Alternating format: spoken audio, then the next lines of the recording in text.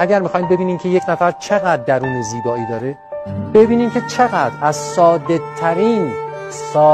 ترین اتفاقات زندگی خوشحال میشه، چقدر ساده ترین امور زندگی به نظرش زیبا میاد. دیدین بعضیا که هیچی به نظرشون زیبا نیست، همه چی بده، جهان بده، آدما بدن، همه چی بده، هیچی زیبا نیست. یعنی عنصر زیبایی در درونش در حال خاموش شدنه.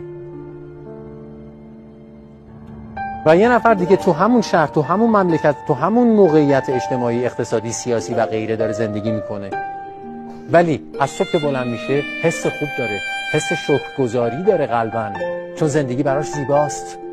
زیبا دیدن انعکاس عنصر زیبایی درون خود ماست، درون خود شماست.